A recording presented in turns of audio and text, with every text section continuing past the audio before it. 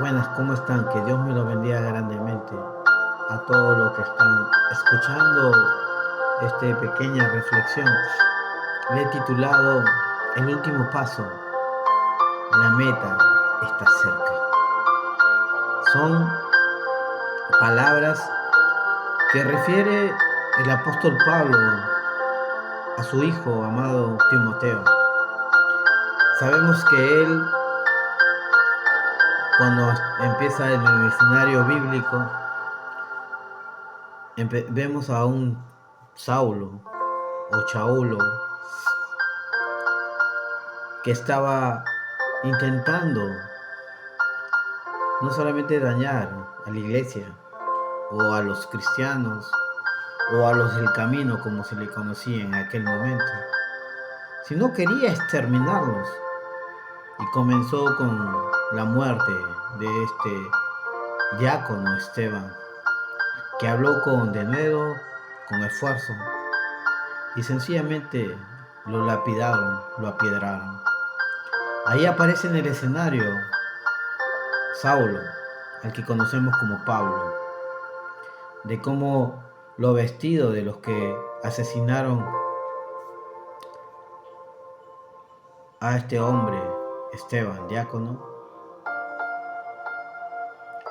lo pusieron a sus pies, sus vestidos. Como dicen las escrituras, búscalo, lo vas a encontrar en el capítulo 6 de Hechos.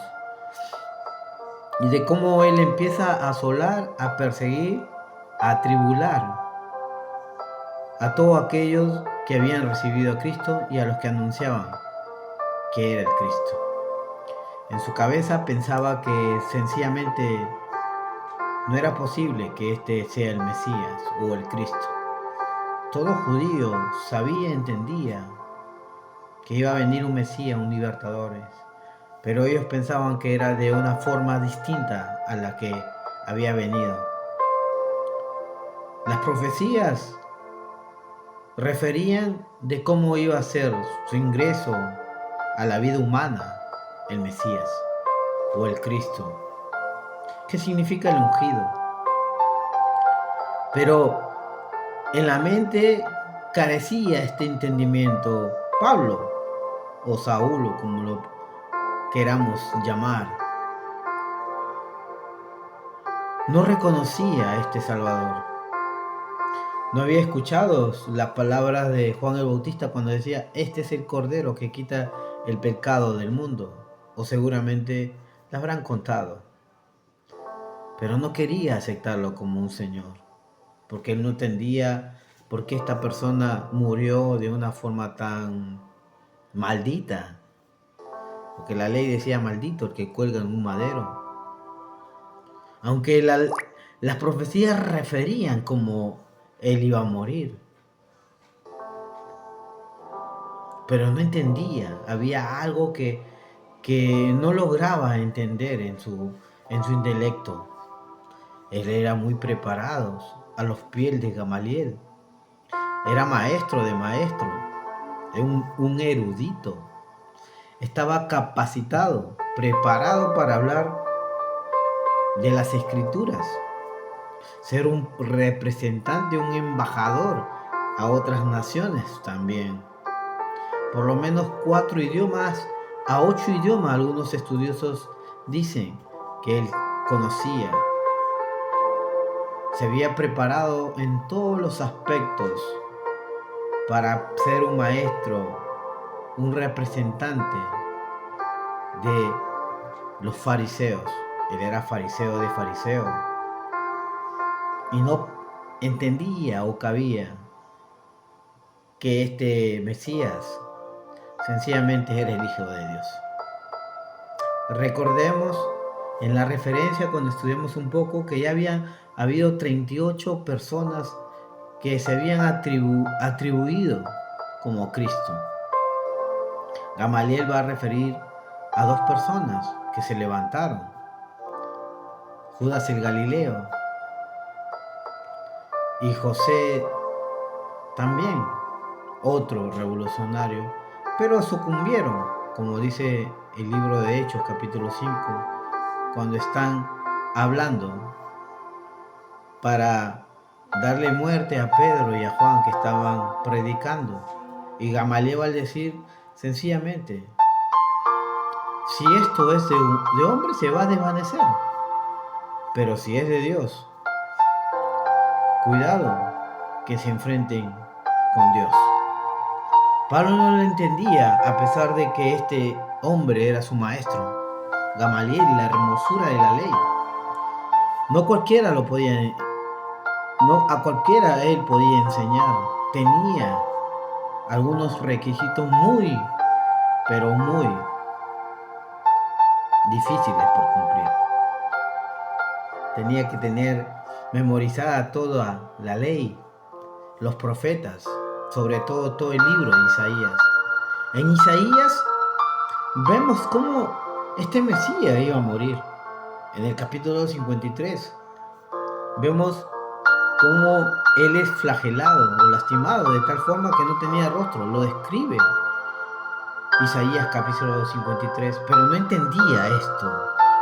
Y él estaba en la carrera de destruir y de extinguir a todos los que decían que Jesús era el Cristo. Tenía ese celo santo, como decía, pero realmente este hombre estaba equivocado. Se había preparado para cruzar la meta, el último paso, pero sin darse cuenta cada vez se alejaba más de esa meta. Y al perseguir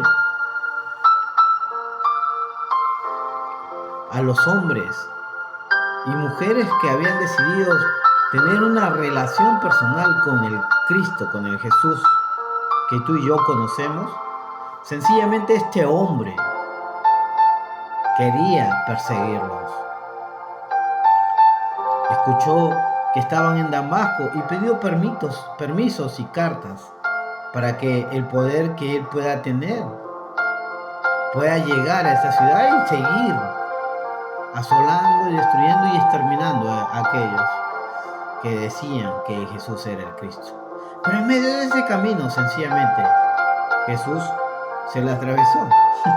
En el capítulo 9 vemos cómo, sencillamente, Jesús le dice que estaba equivocado, porque él lo estaba persiguiendo. Y Pablo no lo entendía. Yo soy a quien tú persigues. Ese Jesús que lo envolvió en su presencia, en su gloria, lo comisionó para que este hombre empezara una carrera de anunciar ese evangelio de las buenas nuevas de Jesús, de que Jesús era el Cristo. Ahora Pablo entendió que Jesús era el Cristo. Quedó ciego. Lo llevaron a una ciudad de la derecha y ahí por 3 días estaba ayunando. Podemos ver cómo Dios manda a un profeta, Ananías, que él no quería ir porque sencillamente no sabía que se había vuelto al cristianismo. Pensaba o creía que era peligroso, pero cuando Dios te dice que debes hacer algo, lo tienes que hacer, y este hombre va y le revela todo lo que Dios le dice. Tú vas a ser testigo a los gentiles. Llevarás el evangelio a reyes, a gobernadores. Mi evangelio a muchas ciudades. Y Dios cumplió a este hombre. Este hombre sencillamente era algo nuevo para él. Recibe la vista a través de una oración. Es bautizado en aquel momento. Y sencillamente él empieza a predicar todo lo que él no había entendido. Ahora lo entendía. Empieza a predicar en esta ciudad. Y tanto así que lo empiezan a perseguir. Y fue su primera persecución. Y lo bajaron por un canasto de la ciudad. Recordemos que en aquel entonces las ciudades estaban rodeadas de murallas. y solo habían puertas de ciudades, por lo menos 4. A veces tenían 12, a veces tenían 4, pero lo bajaron por una canasta. Esa canasta se usaba para dar de comer a los hambrientos que estaban fuera de la ciudad, generalmente a los leprosos. Siempre habían vigilantes en las puertas, centinelas en las murallas, y por ahí bajaban los alimentos. Y ahí en la cesta él sale, porque él todavía no entendía o comprendía cuál era su llamamiento. Solo había recibido la profecía de Ananías. Era útil para que este hombre pueda predicar y evangelizar. Luego, a través del tiempo, vemos que él se va a Arabia por 3 años. Y juntamente Bernabé va a buscarlo, lo llama. Y sencillamente, cuando lo llama, él ya había entendido quién era ese Cristo en las Escrituras. Él era un hombre muy preparado, siempre estaba preparándose. Ahora con esta vida en Cristo. Él sabía cuál era su llamamiento. Él sabía cuál era la visión que tenía, porque Jesús le había revelado esto y él se había preparado para esto. Él se había preparado para ir a estas naciones, a estos continentes, hablar con nobles, hablar con reyes, con gobernadores, hablar en todos los idiomas, con filósofos. Vemos que él llega a Atenas, hace 3 viajes misioneros y no la pasa, como se dice, bien también, porque fue asolado. Los judíos lo azotaron, como a Jesús, ¿lo vistes? Cuando le aventaron los látigos, lo escarnecieron de esa forma, él también. Y él soportó 5 veces. Lo flagelaron para que él no predicara del evangelio. Pero a pesar de las cosas, en otras ciudades lo apiedraron. Lo dejaron como muerto. Y sencillamente él no moría, porque él sabía cuál era esa meta. Él tenía que llegar a predicar hasta lo último de la tierra, como se había llamado en aquel entonces. En aquel entonces no se conocía el continente americano.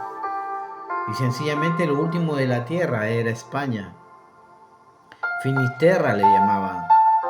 Él quería llegar llevando el evangelio por todos los países, aldeas, naciones, que estaba en ese tiempo el Imperio Romano.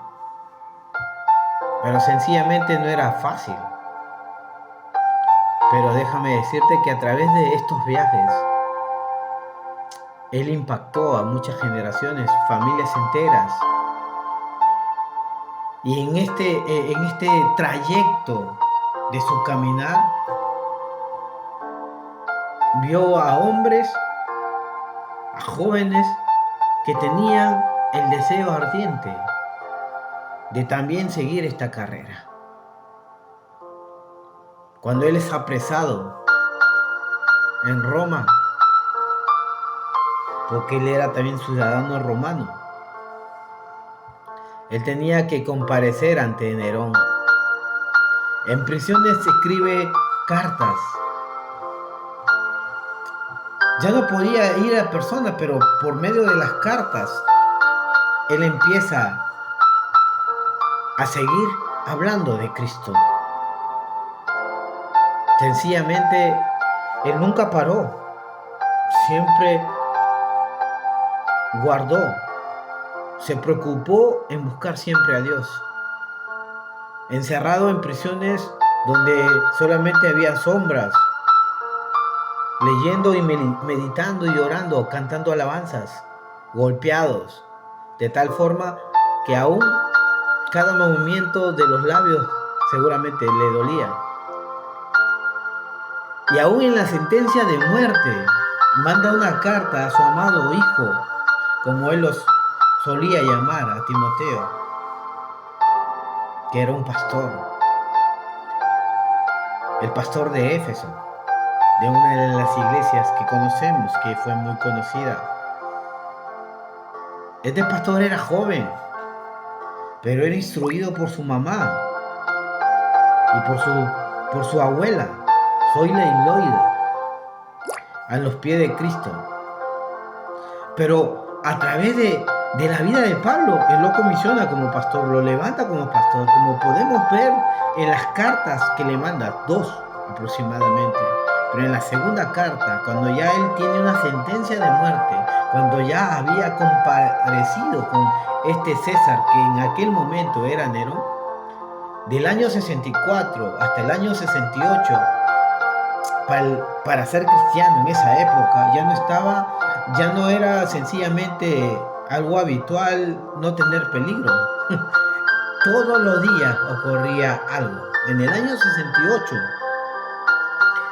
fue escrito esta carta a este amado hijo, Timoteo. Y sencillamente, ya casi al final, segunda de Timoteo capítulo 4, versos del 6, 7 y 8 te voy a leer. Mira lo que dice. Porque yo ya estoy para ser sacrificado, y el tiempo de mi partida está cercano. He peleado la buena batalla, he acabado la carrera, he guardado la fe.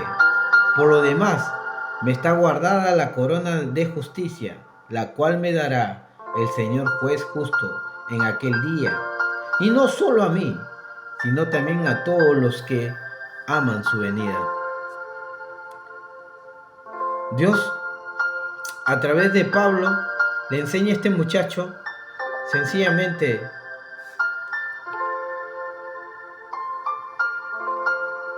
le enseña que él tenía que seguir la carrera. Él enseñó muchas cosas por la experiencia que él tenía. Posiblemente su ministerio de Pablo abarcó más de 30 años, 3 décadas, enseñando, predicando, llevando el nombre de Cristo a todas las naciones conocidas. Algunos estudiosos eruditos dicen que no llegó a España físicamente. Otros dicen que sí llegó. Pero yo quiero decirte que él no solamente llegó a España. A través de estas cartas, él llegó también a nuestro continente americano. Yo soy peruano. Llegó a Ecuador, a Honduras. La Biblia es el primer libro más vendido en todo el mundo. Ahora, en lo virtual, se instala la Biblia aún en los táctiles que tenemos, ya sea teléfono, tablets. Es el libro que se lee más, que se estudia más. Es el manual del cristiano. Y vemos estas palabras que ahondaron en Timoteo, recordando de que su mentor, su maestro, su papá, como él sabía que era, en la cúspide ya de su despedida, le estaba diciendo: he peleado la buena batalla de la fe, he guardado la fe. Está la meta cerca, ya estoy cerca, un paso más, cerca está la meta.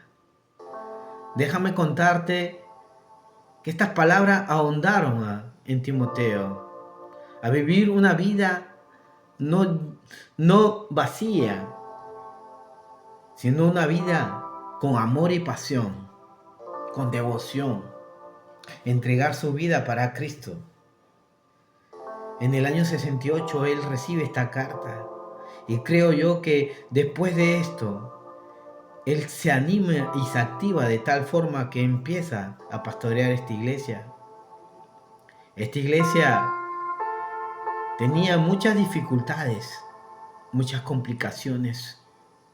Era una iglesia que sí, estructuralmente conocía de las escrituras, como leemos en el libro de Apocalipsis. Pero su amor hacia Dios sencillamente había perdido. Con esto lidiaba Timoteo. ¿Por qué? Porque sencillamente las circunstancias eran muy negras y oscuras o grises. El culto de la diosa Diana, una diosa pagana, ajena, estaba ahí. Diana de los Efesios, le van a decir. Y sencillamente el peligro era latente constantemente. Ahora ser cristiano ya no era una opción de vida, sino cada día era una opción de muerte también físicamente. Pero él había recibido estas palabras de su mentor, de su consejero, de su padre. Yo me recuerdo en el 2018,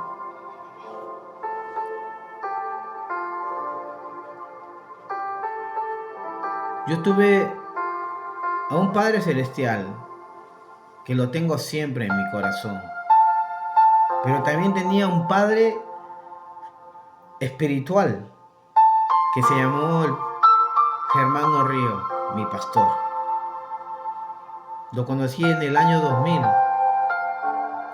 En el 2004, él me toma como un discípulo. Me enseñó muchas cosas que me sirven hasta el día de hoy, principios y valores. Me enseñó a hacer un devocional, estudiar la Biblia como se debía estudiar. Me enseñó también a predicar con el ejemplo, con la vivencia. Me enseñó muchas cosas. A través de 2004 hasta el 2018, 14 años con él aprendiendo la Biblia real en la vida de cada uno. Me acuerdo que él, 2 semanas antes de que él fallezca, fue su último culto. Empezamos a orar. Él estaba, el pastor Germán, el pastor Luis, en aquel momento su hijo, y mi persona. Empezamos a orar y fue la última oración que tuve físicamente con él. En esa oración él se estaba despidiendo.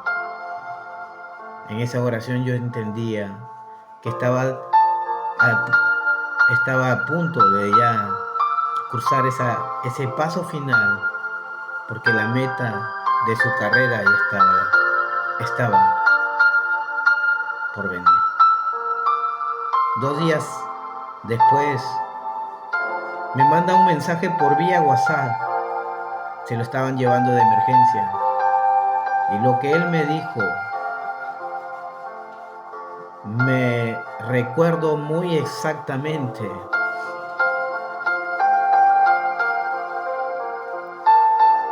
Me dijo: predica lo que se te predicó.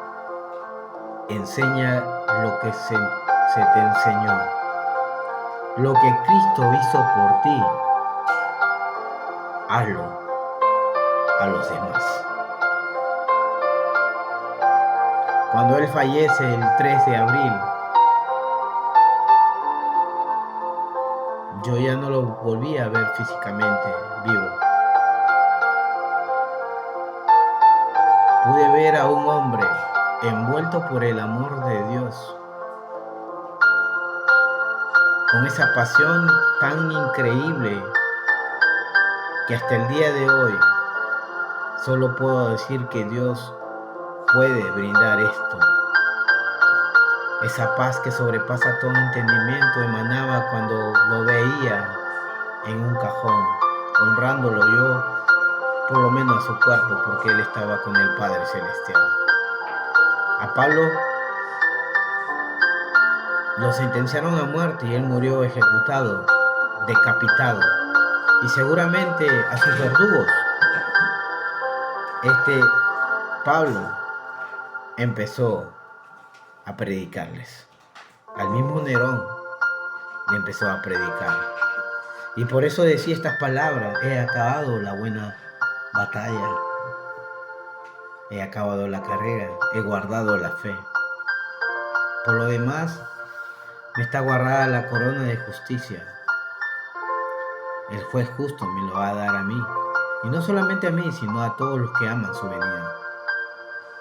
De eso se trata de la vida cristiana. La carrera que nosotros tenemos no es una carrera de velocidad, es de resistencia. Vamos a pasar seguramente por dificultades. Vamos a pasar por momentos muy, ¿cómo puedo decir? Crisis, oscuros. A veces, en vez de que se arregle la situación, va empeorando. La economía quizás te aprieta un poco, o el estado de salud, o problemas familiares, o la soledad te abruma tanto, el estrés, la depresión, tantas cosas que suceden en estos tiempos, que son más complicadas quizás que hace 20 años. La vida del cristiano no se enfoca de que no puede venir este tumulto de problemas, de dificultades. Sí van a venir. En Apocalipsis capítulo 2, verso 17 dice, mira lo que dice: el que tiene oído, oiga lo que el Espíritu dice a las iglesias. Al que venciere, daré a comer del maná escondido, y le daré una piedrecita blanca, y en la piedrecita escrito un nombre nuevo, el cual ninguno conoce sino aquel que lo recibe. La Biblia nos describe, en aquella época era algo común ver a competencias en el Coliseo romano, ver cómo gladiadores se peleaban entre ellos, o carrera de velocidad, y muchas personas morían. Solo algunos cuantos, muy contaditos, quedaban sobreviviendo, ¿no? Ya sea lastimados, cortados, lastimados pero vivos.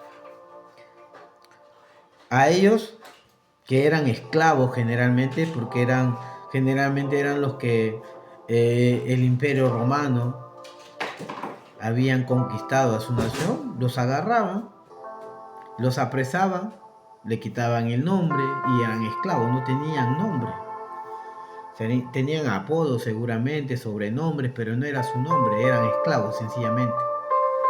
Y luchaban en cada batalla o en cada disciplina que ellos tenían, luchaban por su vida literalmente. Y cuando ellos vencían, se le coronaba, no con esa corona que usaban los reyes, sino con una especie de flores, de hojas, como a veces lo podemos ver o vislumbrar a través de los dibujos, ¿no? Esas coronas que usaban, arreglos florales de hojas. Y también se les tendía una piedrecita blanca. Acá dice, el Espíritu habla y escuchemos, dice. Está hablando, el Espíritu de Dios puede hablar, pero muy pocos son los que le escuchan. Apocalipsis es un libro de revelaciones, de que te revela unas verdades bien profundas, y basado a este acontecimiento que sucedía en lo habitual en aquel entonces, le empieza a decir a la iglesia de Pérgamo, que era una iglesia en una zona bien, mucho ocultismo había ahí, adoraban a Zeus, había el trono de Zeus, una estatua inmensa que hasta el día de hoy está en Turquía. Adoraban sencillamente a muchos dioses, habían culto, adoraban al emperador, al César. Tenían un día que todos tenían que llegar y decir, Dios es César, adorar a César, literalmente. Adoraban al Dios de la medicina, hacían ritos sobre la medicina y este Dios sencillamente su símbolo era una serpiente. Serpientes andaban y adoraban a las serpientes. Pero déjame decirte que una infinidad de cosas. ¿Por qué se llamó Pérgamo? Porque ahí era sencillamente hacían los pergaminos. Escribían los pergaminos, era como una biblioteca. Después de Alejandría, la segunda biblioteca más grande era esta región Pérgamo, que tenía 200.000 pergaminos. En aquel entonces libros. En nuestra época son libros, enciclopedias, pero ahí eran pergaminos de todo tipo, de toda la cultura. Y déjame decirte que una infinidad de cosas pasaba en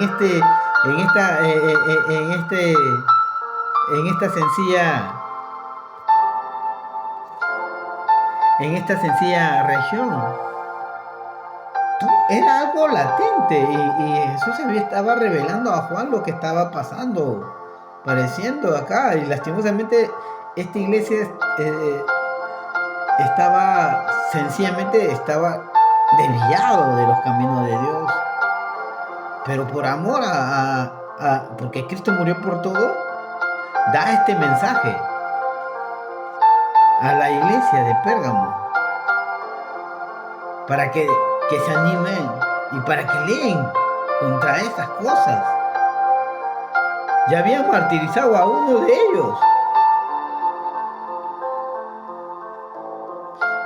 Ya habían martirizado a uno de ellos y sencillamente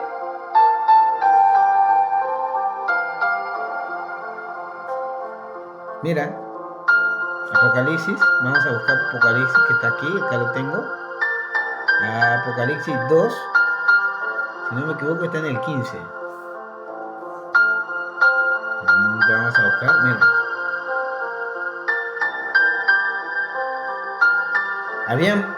Está en el 13, ¿no?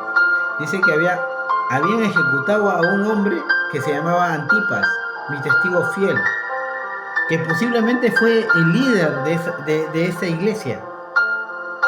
Posiblemente lo mataron por no rendir culto al dios Zeus, que en la mitología griega o greco-romana era el dios de todos, el dios todopoderoso, el dios del trueno,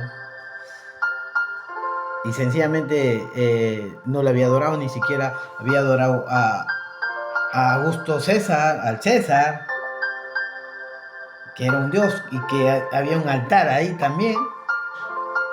Era una ciudad muy latente con estas cosas, una de las ciudades principales de este imperio. Y sencillamente vamos a ver, a entender que era muy complicado vencer en las fuerzas humanas, pero en las fuerzas sobrehumanas sí lo vamos a vencer. Ahora, el que venciere le daré el maná escondido. Recordemos el maná escondido. Cuando Dios manda el maná en el desierto, sencillamente era para alimentar a su pueblo. Nunca cesó el maná, todos los días llegaba el maná, hasta que ellos llegaron a la tierra prometida. Ahora, Jesús en el capítulo de Juan, en el 8 va a decir, yo soy el pan de vida. Este maná es la provisión que Jesús te va a dar. El que comiere de mí nunca tendrá hambre. Dios está prometiendo algo, que hay provisión allá no vamos a sufrir de escasez para nada. Para nada. Y esa piedrecita blanca, mira, es increíble lo que Dios está revelando en este entonces. Esa piedrecita blanca era una invitación para una cena. Solamente los vencedores recibían esta piedrecita blanca. Cuando había un juicio también, y el juez decretaba libertad o exoneración, o lo exoneraba de la culpa, le entregaban una piedrecita blanca para decir frente a todo que él era libre y que tenía su identidad y que podía hacer su vida normal y cotidiana. Pero si recibía una piedra negra, sentencia de muerte, ejecución. Ahora, en estas competencias, cuando recibís una piedrecita blanca, le daba, este era una invitación para una cena, donde el cual, esta invitación tenía un nombre ahí. El nombre, en aquel entonces, recordemos, los esclavos no tenían nombre, los paralíticos no tenían nombres, la gente que tenían dificultades físicas no tenían nombres, pero estos hombres que habían luchado, que habían esforzado y que habían vencido, tenían ya una identidad. Y cuando llegaban a esta cena de honor, esta cena de reconocimiento, esta cena de victoria, sencillamente enseñaba su entrada, que era esa piedrecita blanca, y estaba su nombre escrito en esta piedrecita. Y el anfitrión lo recibía, no lo recibían los sirvientes, el anfitrión recibía a esa persona que había vencido. Lo recibía. Decía, pasa, es un honor que estés aquí. Gracias por llegar aquí. Gracias por vencer. Nosotros, como Pablo lo escribe a Timoteo, he peleado la buena batalla, he acabado la carrera, he guardado la fe. Ahora, esas palabras que retumbaban en los oídos de Pablo, seguramente, escuchar a Esteban decir, veo al Hijo del Hombre sentado a la diestra del Padre. Ahora él estaba a un paso de la meta, al supremo llamamiento, como él decía, ya estaba. Ahora te toca, Timoteo. Ahora te toca, Timoteo. Porque Dios es justo. Él no va a dar lo que no ha prometido. Él lo ha dicho y Él lo va a hacer. Aunque pase lo que tenga que pasar. Aunque suceda lo que tenga que suceder. En el año 68 sucedió esto. En el año 97, Timoteo, ya un poco ya de edad avanzada, en el mismo Éfeso, dicen, según la tradición, que él muere lastimosamente cuando estaban dando un culto a un Dios ajeno, desconocido, a un Dios falso. La multitud lo apedrea y otros dicen que la multitud lo aplasta, pasan por encima de él y él fallece, predicando y hablando de Cristo a estos hombres. Siguió y también seguramente él escribió estas palabras y principios a otros que venían. Juan enseñó también. Mira, Dios es tan increíble que Él sabe cuándo nos vamos a ir y de qué forma nos vamos a ir. Cuando Pedro dice, ¿sabes qué? ¿Qué tal cosa no te acontezca? Hablando de que Cristo estaba anunciando su muerte. Él decía, apártate de mí, Satanás. ¿Sabes qué, Pedro? Cálmate. Cálmate. Esto va a pasar. Satanás te va a sacudir. Pero cuando ya estés tranquilo, busca a tus hermanos. Y en esas palabras le estaba refiriendo de que iba a morir él también. Aunque Pedro no lo entendía. Y en el año 68, también en Roma, cuando él martirizado, a través de una cruz, se recuerda esas palabras que dijo Jesucristo. Y él dijo, no soy digno de morir como mi Señor. Y pide en su última voluntad que voltee en la cruz. Ahora tú, amigo o amiga que puedas escuchar este audio, ya sabes un poco, bajo esta lupa de la verdad, que son las escrituras, de que el único personaje que envolvió a estas personas, ya sea a Pablo, a Timoteo, a Juan, a todos los apóstoles, aún a mi pastor amado, a mi mentor, Germán Río, que lo envolvió, fue Jesucristo. Ahora tú y yo, ¿cómo vamos a seguir en esta carrera? No te voy a decir que seguramente mejorarán las cosas para nosotros. Amén si es así. Pero si empeoran las cosas más con la salud, con la economía, con lo que sea, recordemos que sencillamente, si lo tenemos a Cristo, lo tenemos todo. Te digo en el nombre de Jesús que te levantes y seas guardando, peleando la buena batalla. Los que siguen este camino no se pueden enredar en los negocios de la vida. Hablando de las costumbres paganas que traen, lastimosamente, lastiman el alma, la familia, destrucción. El mundo está sucumbido bajo la maldad. La gracia de Dios está siempre presta.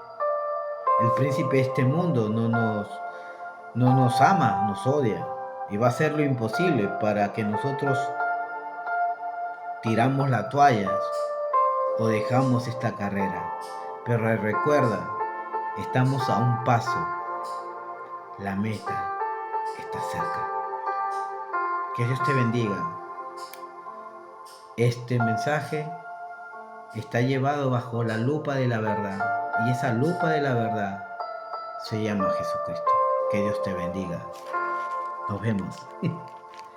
A seguir peleando la buena batalla, guardando la fe y acabando la carrera.